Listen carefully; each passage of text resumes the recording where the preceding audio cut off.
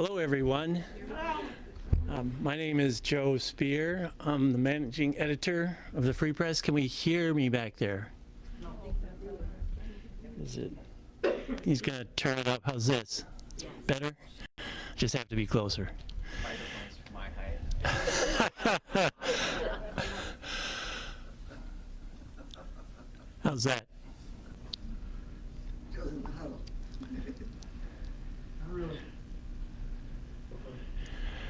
Okay. Oh, I think that's better now. Everybody hear that? We weren't sure how many people would come, so thank you all for coming. We really appreciate it.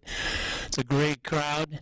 As I said, my name is Joe Spear. I'm the managing editor. We started thinking about doing this series just because we're an organization that is dealing with the news every day and getting it to you as much as we possibly can. But we thought there's an opportunity for some community engagement. We have a lot of smart people in this community, a lot of people who have great knowledge. So we're trying to bring them to these events to provide some direct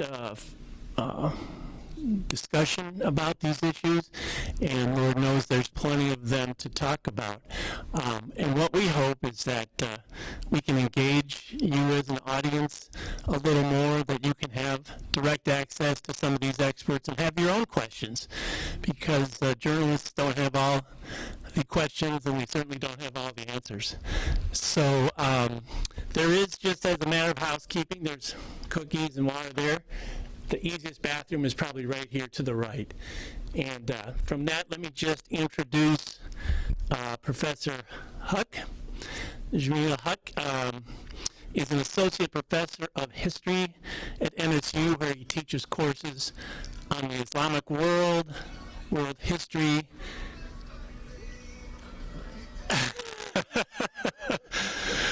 We'll have to edit that out of the recording. And the history of sports and games. Haque's research interests and publications include the First World War in the Middle East and Islamophobia in history teaching materials. Haque directs the Kessel Peace Institute of MSU, which promotes peace and social justice in Mankato and beyond. His social justice advocacy, including his role as executive producer of films exploring Martin Luther King Jr.'s visit to Mankato in 1961 and legacy in Minnesota, earned him a Pathfinder Award from the Greater Mankato Diversity Council. This award recognizes community members who exemplify the ideas of a civil rights leader. Haque will give a presentation on current news in the Middle East and then take lots of audience questions. So with that, welcome Jameel Haque.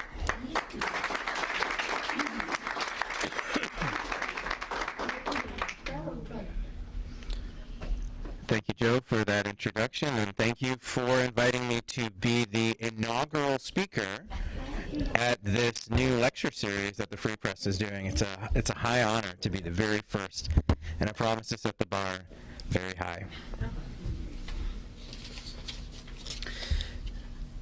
As Joe said, my name is Jameel Haque. I'm an associate professor of history at Minnesota State University Mankato and the director of the Kessel Peace Institute.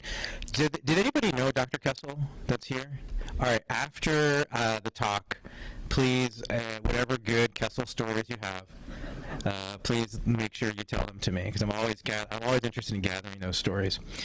My specialty in history is modern Middle Eastern history. When we get our PhDs in history, they generally give you a major concentration and a minor concentration. My major was modern Middle East, and my minor was European. Both of these come into play when we talk about Palestine. I also am fortunate to have researched and written about Palestine in the past. This past year, therefore, has been exceptionally busy for me with the Kessel Peace Institute and with my specialty, because the crisis in Palestine continues to worsen. Here's contact info if you want to contact the Kessel Peace Institute. It's very easy. No matter who the director is, it's just peace@mmsu.edu. First, what are we even talking about when we talk about the conflict between Israel and Palestine, or the conflict in Israel and Palestine?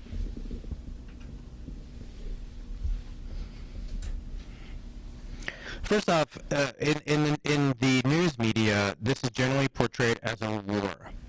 The Israel-Hamas war. This is not a war.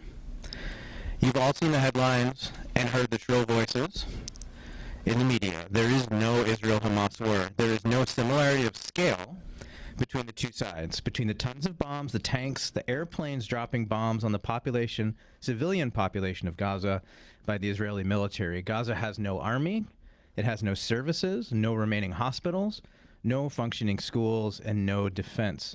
Israel, on the other hand, has a highly skilled army funded by U.S. taxpayer dollars, a healthcare system funded by U.S. taxpayer dollars, and nuclear weapons.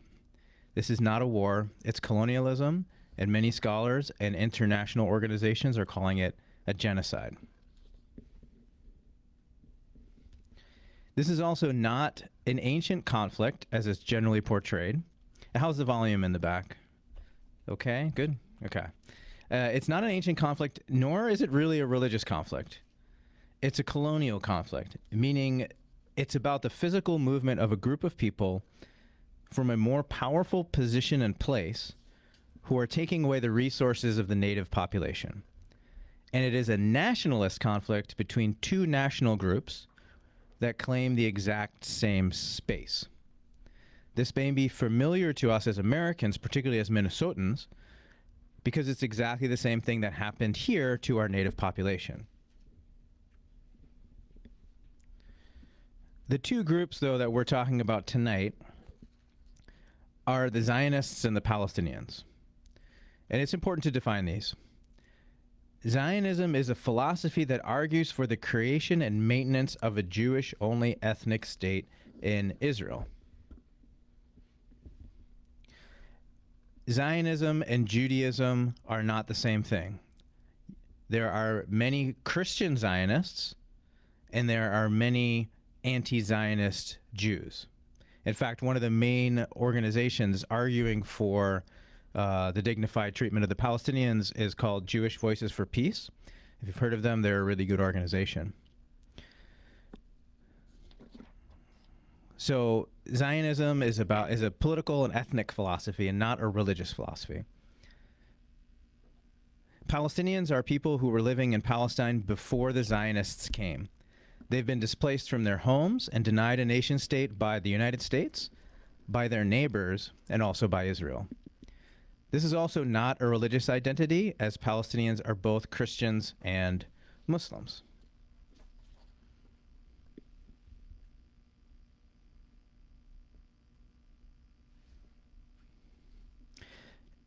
This conflict, Zionism begins in the 1880s. In the 1880s, Palestine was part of the Ottoman Empire. That's another thing you've never heard about. That you should, Joe, you should have another, have me come back and give a history of the Ottoman Empire.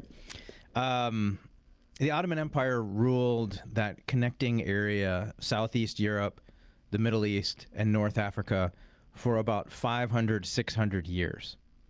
And it's the legacy of its breakup is the story of what's happened in Syria, is the story of what's happened to the Kurdish people, is the story of what's happened to the Palestinians. The way that was done by European colonialists has caused all these problems.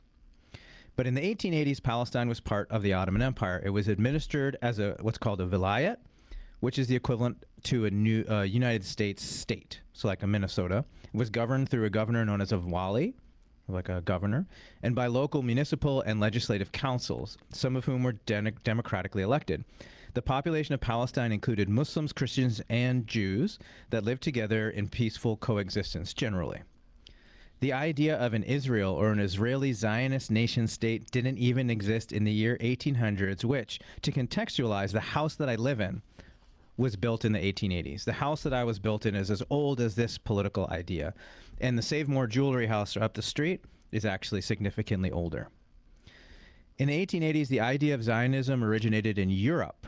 Zionism was a secular, ethnic, nationalist ideology that stated that the Jewish population of the world needed to form an ethnic nationalist state in order to survive.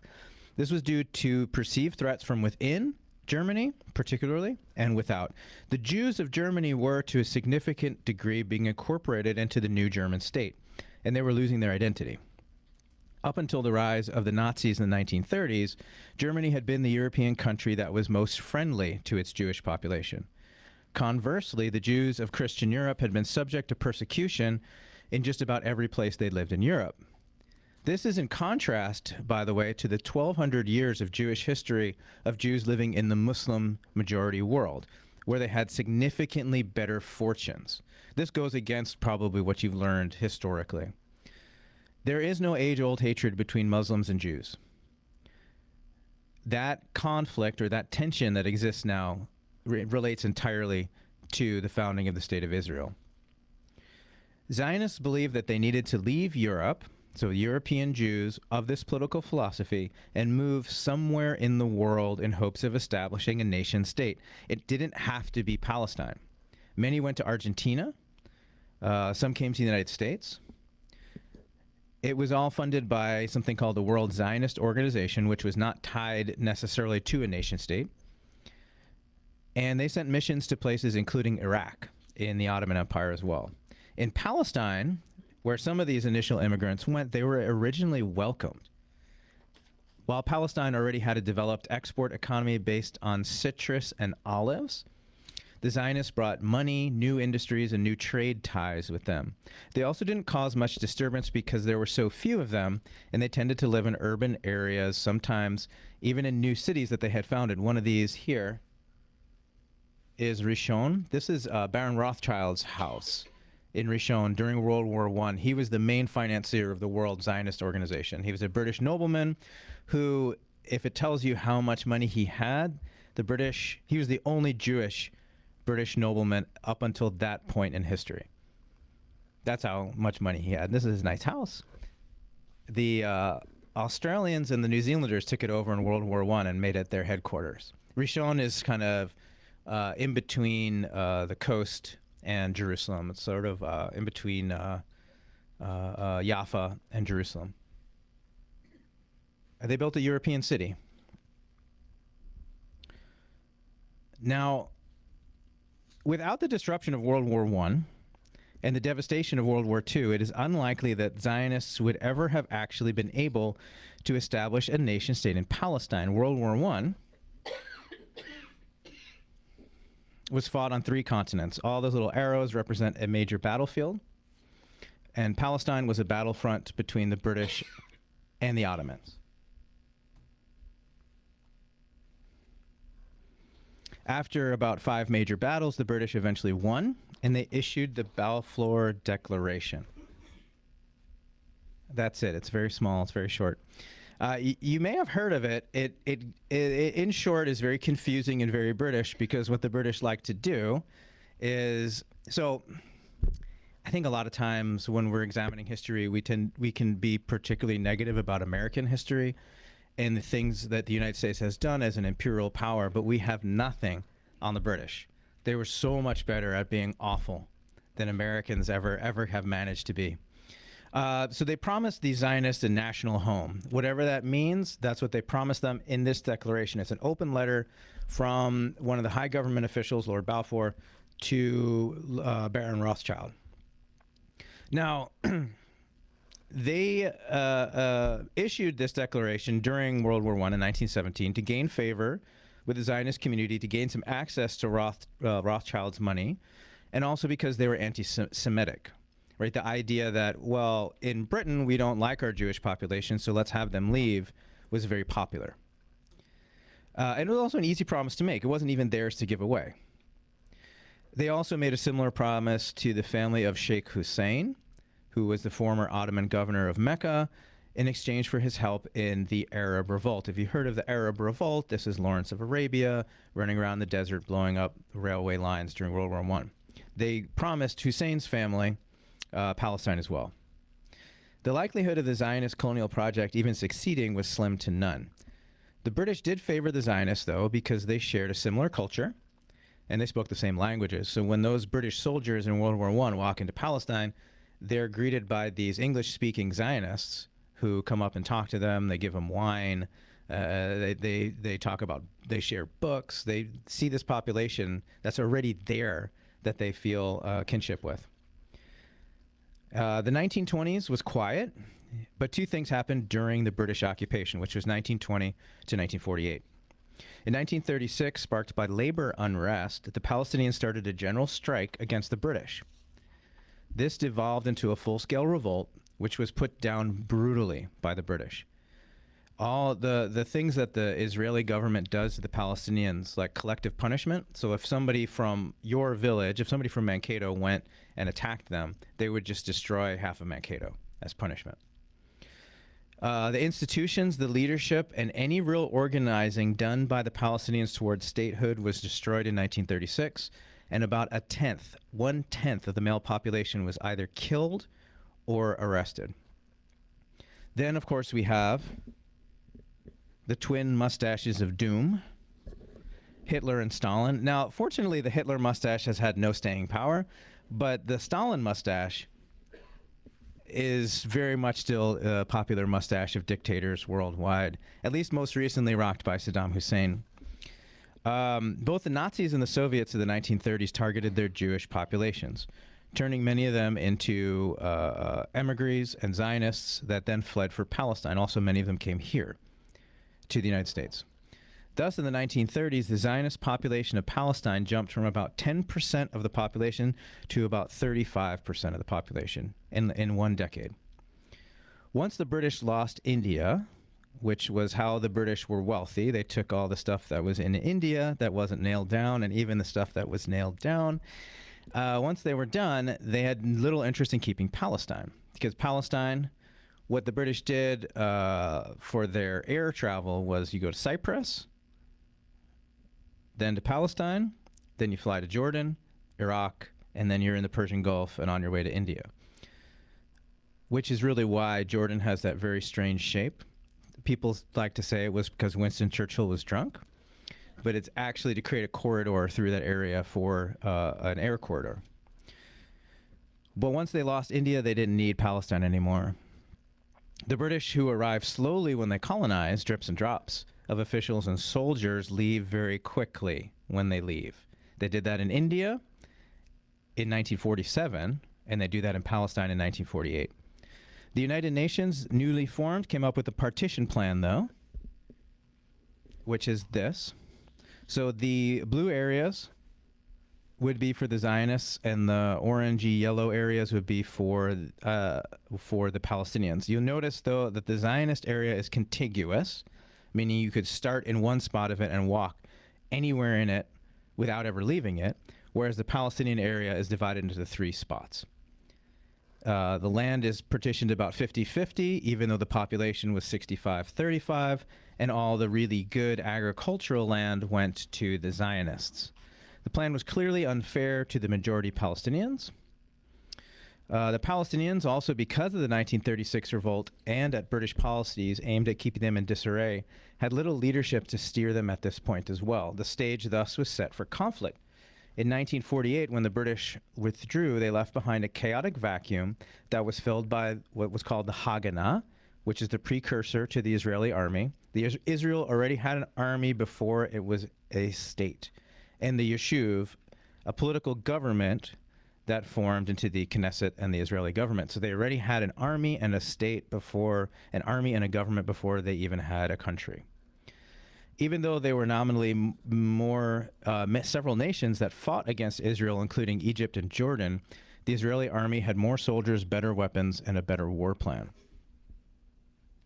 So they actually end up with even more land than in the partition plan. Partition plan is on the left. The borders in 1948 are on the right. When the dust settled, the state of Israel occupied more territory than the partition plan had given, and through a premeditated plan called Plan Dalit, had intentionally created over 750,000 Palestinian refugees permanently.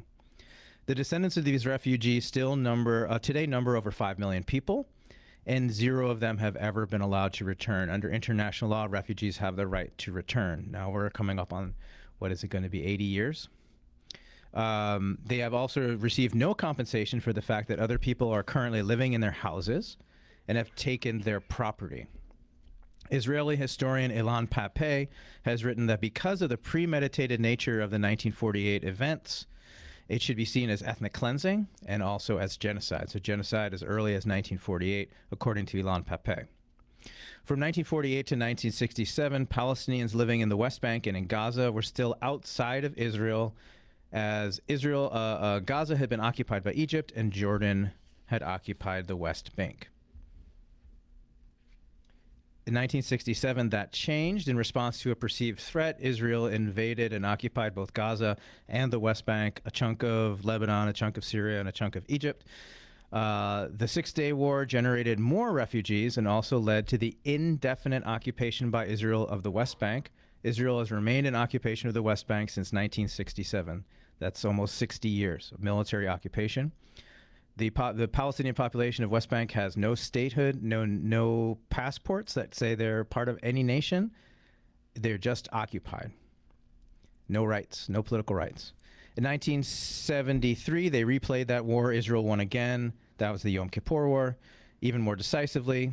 And since then, Israel has carried out multiple attacks on its neighbors, including targeted assassinations of Iranian scientists and the 1978, 1982, 2006, and 2024 invasions of Lebanon. That's like, what, one invasion every 20 years of Lebanon?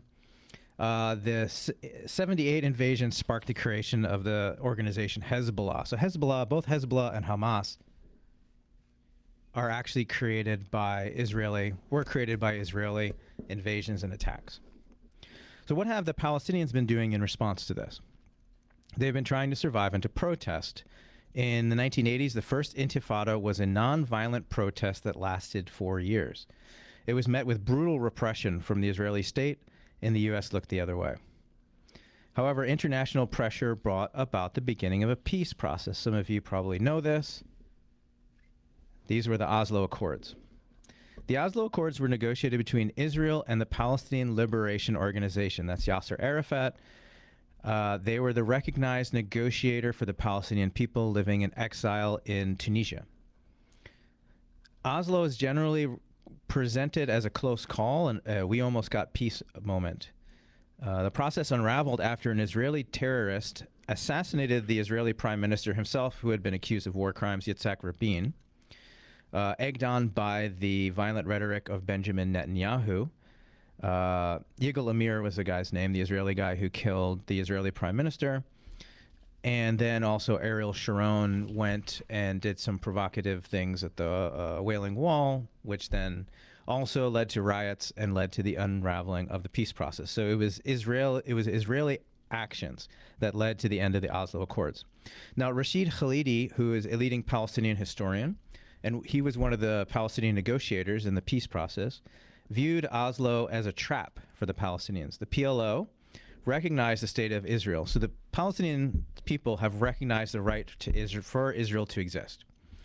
And this was maybe their only bargaining chip that they threw on the table in the 90s. And they got nothing in exchange. A slightly lighter occupation for about 10 years, the creation of something called the Palestinian Authority, which was led by Fatah, was the political wing of the PLO. But that actually led to the situation we're in now, and also the PLO moved back to Palestine, where they were essentially trapped and then eliminated by the Israeli state. It's not really clear who assassinated Arafat, but he was assassinated after this. This is followed by the Second Intifada. An intifada in Arabic just means uprising or rebellion, right? This one was met with more brutal Israeli oppression. It should also be noted that Netanyahu, who wasn't actually in power during this, but has been in power since 2009. And if you don't know about Israeli politics, if you were to compare him to Trump, then it would be generous. It might be mean to Trump, actually. Netanyahu makes Trump look like a calm and loving and empathetic human. In the last 20 years as well, Israel has built a wall surrounding the entirety of the West Bank and Gaza. So basically a prison wall. This is from before the events that happened last year. In 2005, Israel decided to withdraw from Gaza while enacting a total blockade of Gaza. So since 2005, all food, water, gas, medicine, clothing, construction materials, electricity, anything that entered Gaza had to enter at the whim and will of Israel. Gaza was described by many as the world's largest open-air prison. People could not leave or come in freely. Israel has also launched 5 major military attacks on Gaza, on average one every 3 years. The response to October 7th, when Hamas, a group that formed in response to the brutal Israeli oppression of the First Intifada, attacked Israel by breaking through the border wall. It should be noted that the New York Times, a newspaper that is typically pro-Israel, reported in December of 23 that Israel knew that Hamas was going to carry out this attack. Here we have the West Bank. It is the West Bank of the River Jordan. So if they're like, why is it the West Bank? So the River Jordan divides the West Bank from the state of Jordan. In the West Bank, it's a similar picture of Palestinian suffering. Illegal Israeli settlements have carved the West Bank up into isolated Palestinian enclaves. You can't travel freely as a Palestinian in the West Bank. You can see these are the green areas on that map are where Palestinians lived, and then you see how they're chunked up into small areas by Israeli military checkpoints. So traveling in your own country, what you perceive to be your own country, your own land, you have to go through military checkpoints within your own territory. They suffer attacks at the hands of illegal settlers. So what the illegal settlements are, if you've ever heard of them, is as if somebody moved onto your block, built a fortified compound, and then when you complained about it to the government, they sent the police to protect the settlers. And that's what the Israeli army does with the settlers. In 2024 alone, almost 500 Palestinians have been killed in the West Bank, right? Nothing is supposed to be going on in the West Bank. Nothing happened in October of last year in the West Bank. But in the West Bank, in this year alone, almost 500 Palestinians have been killed in the West Bank by the Israeli military or by settlers. Israel also uses extensive spy software, drones, and intense surveillance to control, attack, and destroy Palestinian lives. To bring things full circle, the conflicts that Israel has engaged in during the last year are not isolated incidents. They're not just a response to the events of October 7th, but the product of a conflict that started in 1948, or if you want to trace it back to 1936, you can as well. It is not at its heart a religious conflict, although Israel, which started as a secular state, has become more and more conservative and more theocratic and religious as time has gone on. The idea of Zionism was considered to be a heresy by the religious authorities of Orthodox Judaism because the physical exile from Jerusalem in the Roman period, it's the year 72, almost 2,000 years ago, was perceived to be theologically as an exile by the divine. So who are these philosophers in Germany in the 1880s telling people that exile is over and they can go back? Since it is a wildly successful project, though, the Orthodox and the ultra-Orthodox have signed on and actually kind of taken over the Israeli state. The conflict is an imperial conflict, one in which European colonists came to Palestine, displaced the local population through war and what many call ethnic cleansing. And now what happens now? The two-state solution that you've probably heard of, wherein Palestine and Israel would have the dignity and security that both desire, seems dead. Gaza has been systematically destroyed. No schools, no hospitals, 50% of all buildings destroyed, and the entire population more or less displaced. There's about 2 million people in Gaza, and 80% of them are displaced. The West Bank has been cannibalized to the point of annexation by Israel. The only solution now would seem to be a one-state solution where all people in the territory that's claimed by these two groups gets equal rights. Now, as Americans, this should be very appealing to us, right? The idea that people can live together, shared common interests. It's not that much of a stretch, I think, as long as we change the way we think about it because of what happened in South Africa, right? you would not have imagined that things aren't perfect, but they've certainly worked out better than people imagined when they ended their apartheid. And a lot of people call this apartheid because Palestinians live under occupation, have no rights, and then there are Palestinians that live in Israel with limited or less rights than Israelis do as well. Now, why should you care and what should you do? You're paying for it. You go to work, your friends go to work, and that money goes to Israel to kill Palestinians. Our mainstream media is largely censoring itself on the atrocities, not the free press anymore, being committed in Gaza and the West Bank by the Israeli army and the illegal settlers. Our Congress people are being funded by Israel, and they in turn fund Israel. So Amy Klobuchar's largest contributor is the American Israeli Political Action Group. Yeah, you kind of can't see it, but that's what it says up there. This year alone, they've given her $100,000. She's also funded by something called J Street, which is also another Israeli lobbying groups. So a lot of our politicians receive money from Israeli lobbyist groups to do pro-Israeli legislation and to give military and financial aid to Israel. It's also illegal, by the way, in Minnesota for public institutions to boycott Israel or hire contractors that boycott Israel. A lot of people are calling for a movement like called BDS, Boycott, Divest, and Sanction, that was popular to get rid of apartheid in South Africa. It was very effective once Ronald Reagan stopped standing in the way. And it is legal in Minnesota. The state legislatures of 37 states declared it illegal.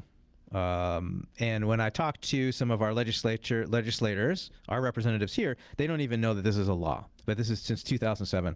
So if I'm up at MSU, I cannot hire anybody that boycotts Israel. And I can't ask the university to boycott Israel without committing a crime. And that does not seem to be very American. The Minnesota State Board of Investment has refused to divest its money from Israel. This might shock you, but when Steve Simon came down, I don't know if anybody was here when Steve Simon came, some of our students from MSU went to ask him about this and kind of push him on this, and he had them thrown out of the Unitarian Church. That, it like blows my mind that somebody can get thrown out of the Unitarian Church. Okay, they told me that somebody in charge of the event told them to leave. Now, it could have been, I believe you, it could have been somebody from Steve Simon. They weren't specific. Steve came by himself. Okay. Well, they told me. I will ask because I know who is speaking from them. Okay. That would be good to get clarification, because once they told me, I was like, I don't want to go back there if that's what's going to happen. Which has not been my experience at the UU. We have a voice as voters, as constituents. Use your voice. I've been calling Brad Finstad, Tina Smith, and Amy Klobuchar. I have heard back from Brad Finstad. He does not agree with me, but he's gotten back to me. I've heard back from Tina Smith. She also doesn't agree with me, but she's gotten back to me. Amy Klobuchar has never gotten back to me after months of calling her. And you see that she has that money there. So I think it's time for questions. And also thank you all for coming and for being patient. That was 30 minutes on the dot. And I'm here for any of your questions. And please do not be bashful. Yeah, I don't...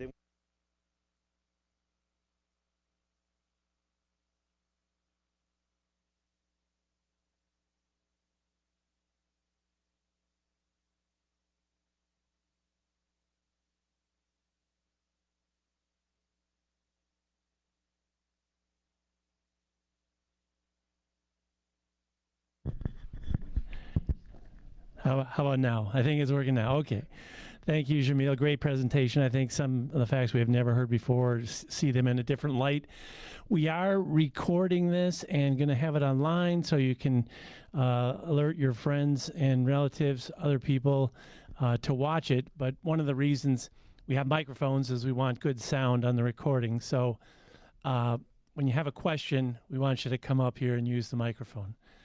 So I think we can take questions.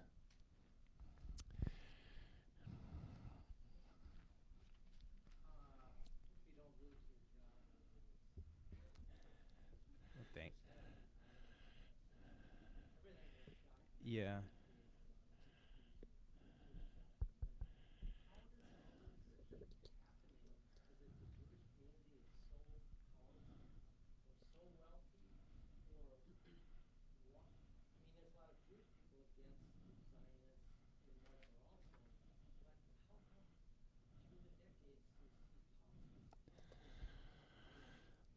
So the question is, if I can restate it, why is all this continue to happen? Is that essentially it? Yeah. I know we just need it on the recording. That's why we're asking people to come up and talk in the microphone. Hello?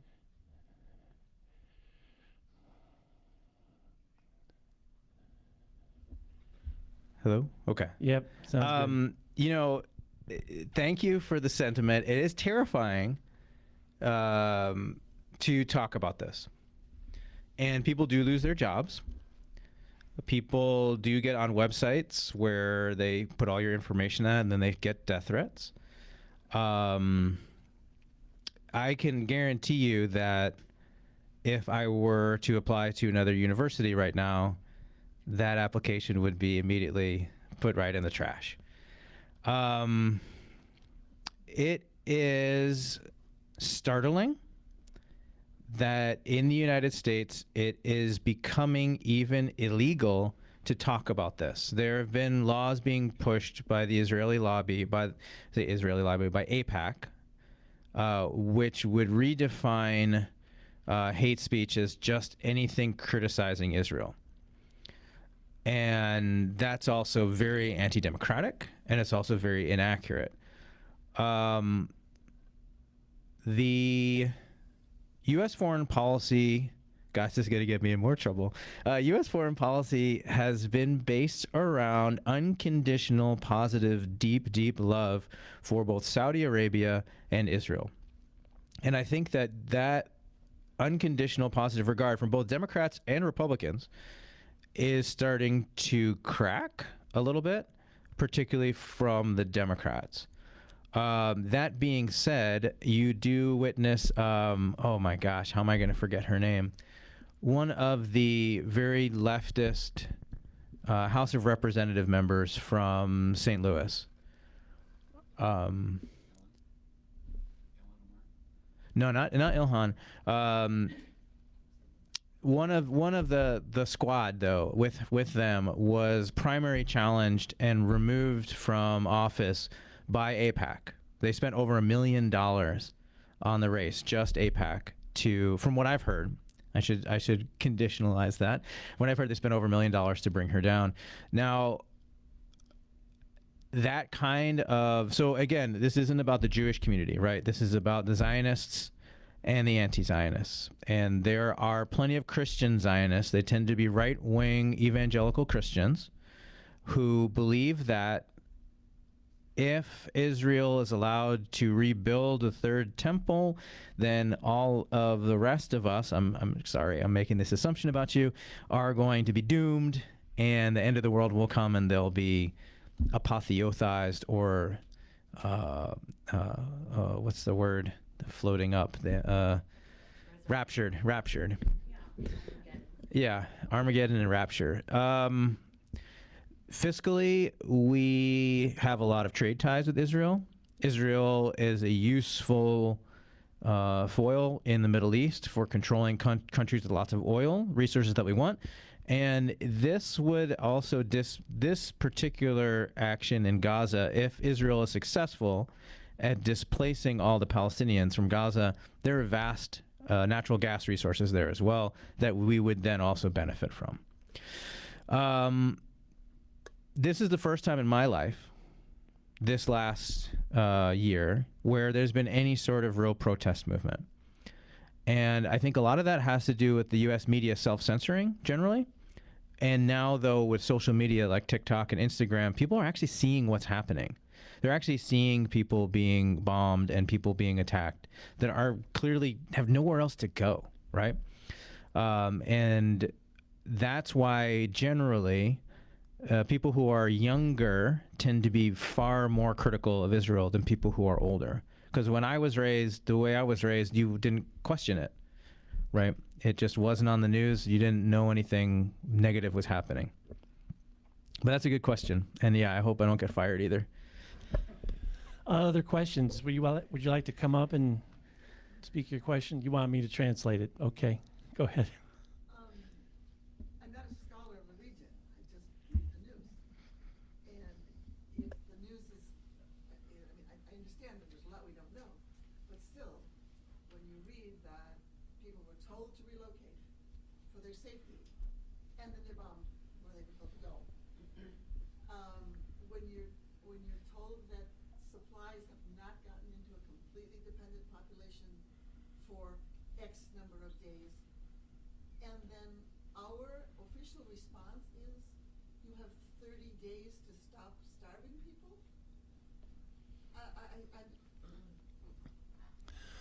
The question is about the U.S. Response and policy. We see on the news people are bombed and made to leave their homes. They're starving. They're not allowed to get the things they need. And our response is not adequate. How did you describe it again? That's all we can do for them. Am I get that right? Yeah, it's hard to come to terms with it as an American that we're paying for it to happen, right? We haven't sent billions of dollars of aid to displaced Palestinians. We've sent billions of dollars of aid to the Israeli army. I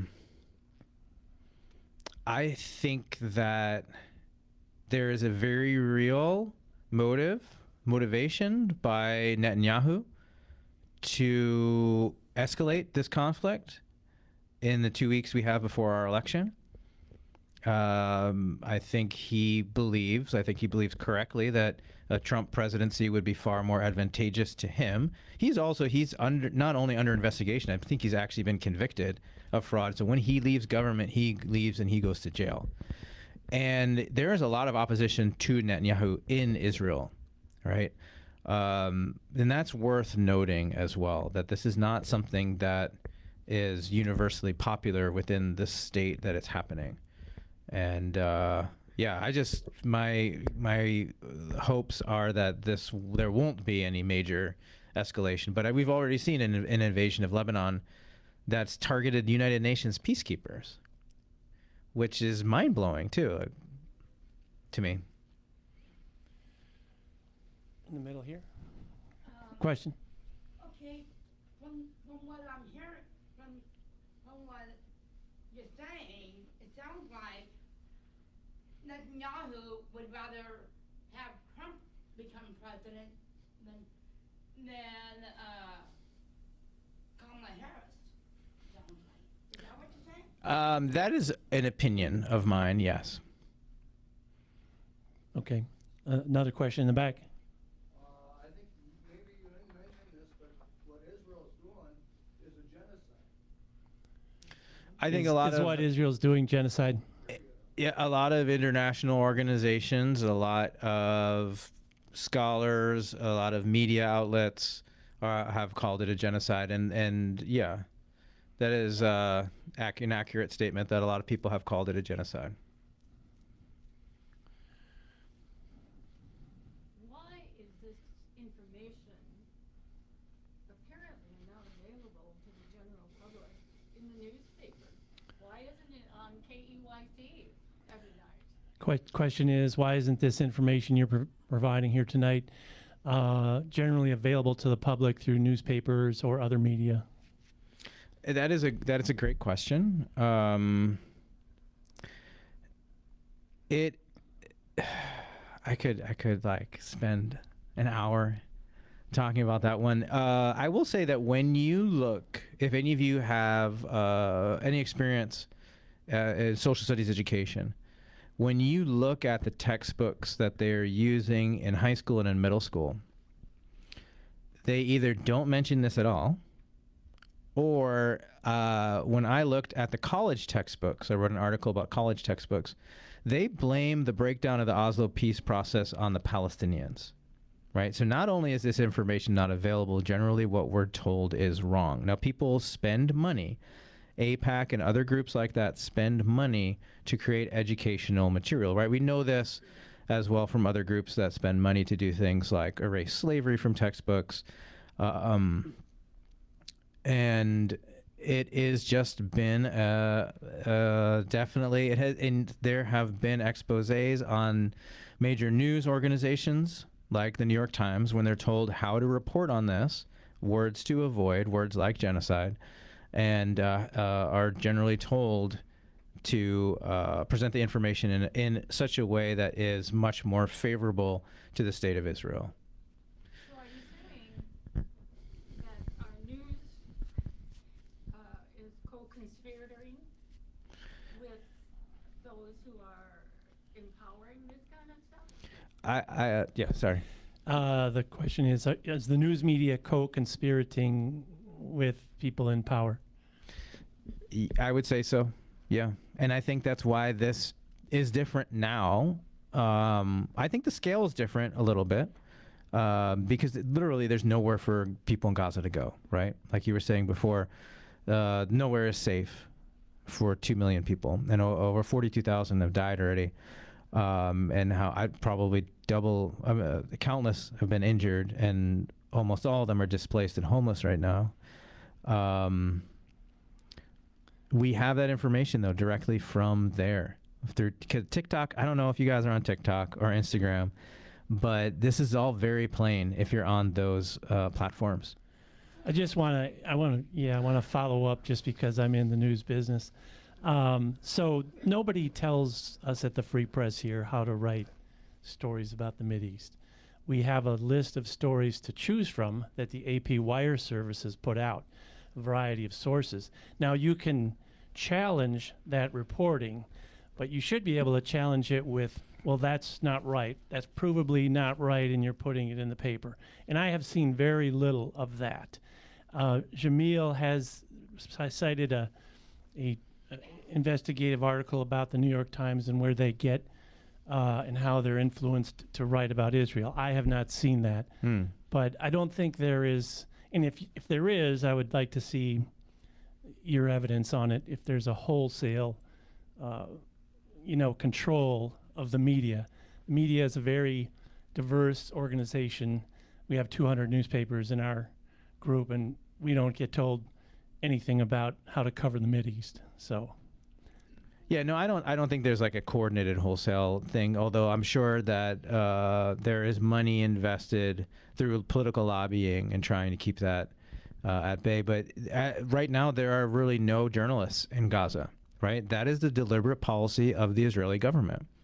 I think the last journalists to be thrown out were Al Jazeera, and they came in and arrested them on camera and took all their stuff and made them leave. So there's no... The only journalists in Gaza right now are individuals with cell phones. 176 of them have been killed. Yes. They killed journalists? Nick, back here. Yep, thank you. Great presentation. Thank you, Free Press. You know, for decades we've kind of heard from at least some Palestinians, death to Israel, death to America, and sometimes even death to Europe. I kind of get the history, but that's kind of unsettling. Is that still kind of the sentiment? The question is, we hear a lot of things coming from Palestinians, death to America, death to Europe, death to different people. Is that still the sentiment? I mean, I'm sure that individuals or individual organizations, of course. I mean, there are individual organizations in the United States that would like to kill all Muslims, right? And it's not like people are sitting over in Britain and being like, those Americans, they want to kill all Muslims, all of them. So, of course, that there are people who are anti-Western broadly. Let's just put it under an anti-Western umbrella because Western policies have very negatively impacted their lives. But also, if somebody disagrees with us, we also probably shouldn't just shoot them. would be my answer. Question here. A woman who asked a question previously mentioned this 30-day ultimatum that the Biden administration has given to Israel about allowing enough food trucks in, and I don't know how many other things, but I remember the food truck part for sure. What's the Biden administration going to do after 30 days? The question is, the Biden administration put this 30-day limit on the food truck, saying, you have to allow these in after 30 days. What's that all about? I honestly don't know. We have a tendency to draw red lines. Like, oh, if you invade Lebanon, that's it. We're going to be really mad at you, Israel. And then, of course, that's nothing new. I mean, that's not anything to be critical of the Biden administration. It's not even specific to Israel, right? If we remember the civil war in Syria, when President Obama was president, he kept being like, oh, if they use chemical weapons, we're going in there. And of course, they used chemical weapons and we didn't do anything. So, our government sees Israel as a useful partner, and it will continue to see them that way. I don't know. I guess they are useful. If our goal is short-term economic and political control in the region, if our goal is long-term, goodwill building and humanitarianism and the ideals that we were raised in the United States to think of as American ideals, then this is very bad for our public image and for our psyche to think that we are paying for this right now. Because this is like what students sometimes ask, well, why are you focused, or people ask, why are you focused on this and not on things that are happening, say, in Sudan or Congo or elsewhere in the world?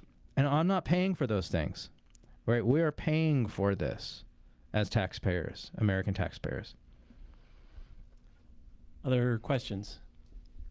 I'm not sure which hat you'd be answering this under, either historian or Kessel Peace Director.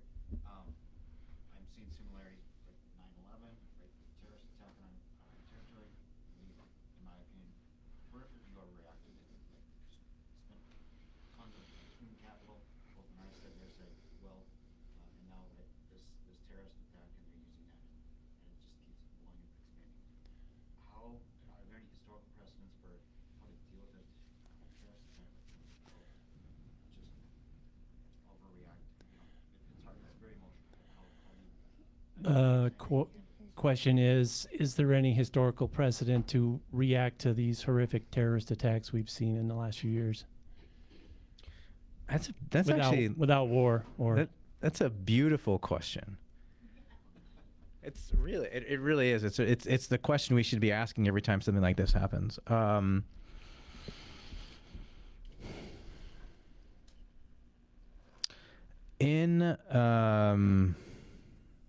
This isn't a great example, but when attacks like this happen domestically, and my mind goes to New Zealand, Christchurch, where an Australian Christian nationalist, white supremacist attacked 2 mosques, killed something like 90 people or 70 people. There was like a global outcry, right? And obviously, I mean, were they going to attack Australia? That response then is investigation, issuing of reports, trying to build community. We live in a world of nation states, right? And the nation state is such that every nation state generally is nationalist, and being a nationalist isn't being a patriot. Being a patriot's being like, yeah, I like America, it's got football and beer. Being a nationalist is, I like America, we're better than you, I'm going to kick you in the face, right? So if you have a state based on a nationalist identity, then that is going to be the response every time, right? So I don't know. Hopefully we don't even have to investigate that question. But it's a good question to ask. way in the back? Could you give us some information about, I think it's real easy to think of all of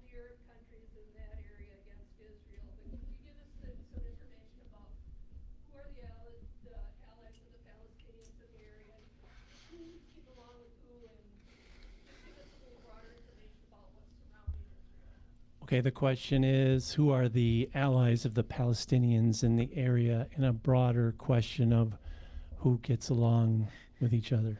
You guys are asking these questions that are make me say more things that are controversial.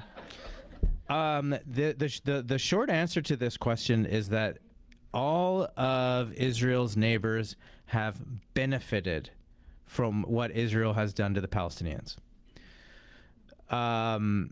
The long answer is that in 1948, when these Arab armies came to the aid of the Palestinian cause, some of them did so disingenuously, particularly Jordan.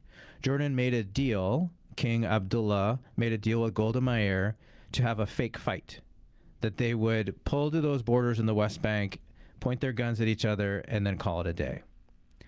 So Jordan profited there. And then,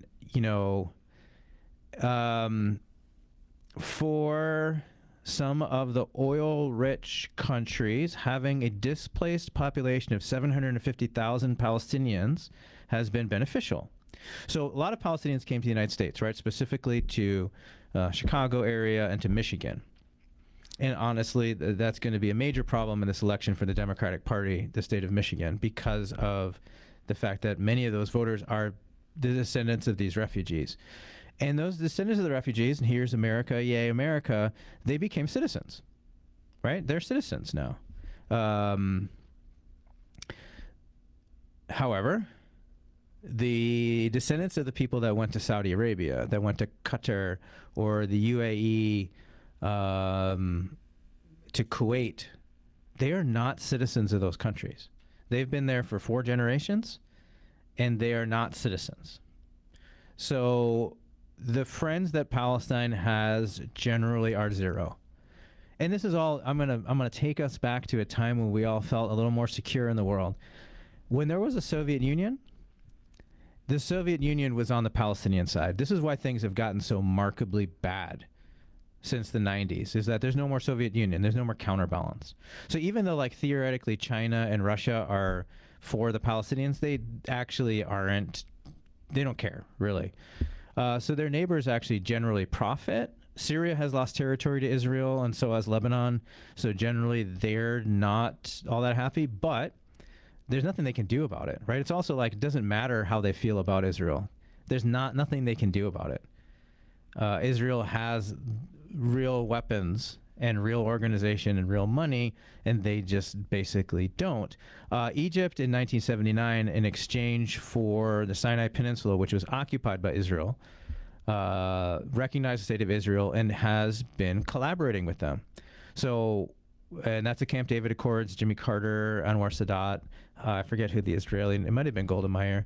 That southern border at Rafah is on Egypt, right? Gaza borders Egypt, and Egypt is not letting anybody in because Israel, I don't know if Israel wants them to or not, to be honest. They might, but Egypt is not helping the Palestinians at all either. Other questions?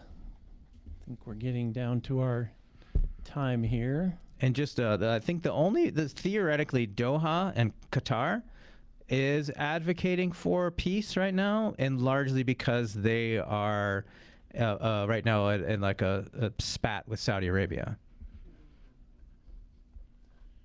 Okay, one last question.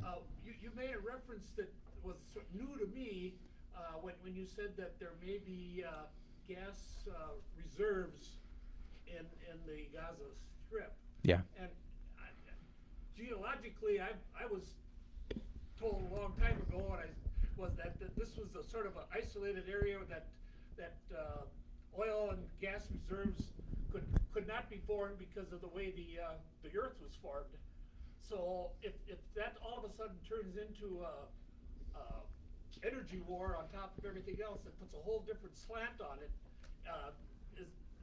Is there evidence of gas reserves? Is there evidence of gas reserves in Gaza? So real quick, to backtrack to the New York Times thing, is the Intercept generally good news source?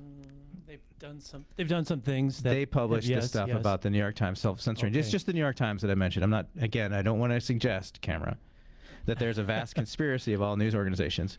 So it's called the Gaza Marine Natural Gas Field. It was discovered in the year 2000 by the BG Group, estimated to contain more than 1 trillion cubic feet of natural gas. I don't know what that number means. I'm a historian, but that sounds big to me. So 2000, it was in the year 2000 it was discovered. It's not British Petroleum because it's not BP. It just says BG Group. The BG Group. The BG Group is a British multinational oil and gas company. Oh, I feel like such a bad historian. I'm reading Wikipedia to you guys. Royal Dutch Shell now owns it. By the way, Shell was started by an Iraqi Jew, in part. Just for your knowledge. Yep, it's listed on the London Stock Exchange. Ranked 583rd largest public company in the world, BG Group. Jameel, maybe one last question, and don't want to be overly negative about this, but you're a historian. Yeah. What is the historical context of this last year in the history of this region in terms of how bad it is? So, for me, looking at what Israel has done in Gaza in the past, these were very devastating attacks, but they were contained. They were weeks. They were over a year now, right? I mean, it obviously, you say, well, after October 7th, what should Israel have done? Well, it's obvious that they're mad and they want to respond with some sort of military intervention. But that military intervention now has basically destroyed the entire place. At this point, I just can't believe that this is still going on a year later. I think this is unprecedented. Okay, thank you. I think we can give Jameel a hand for his presentation. Thank you very much. And thanks for everyone for coming. We hope to continue this event. The next one we have tentatively scheduled is for November 19th.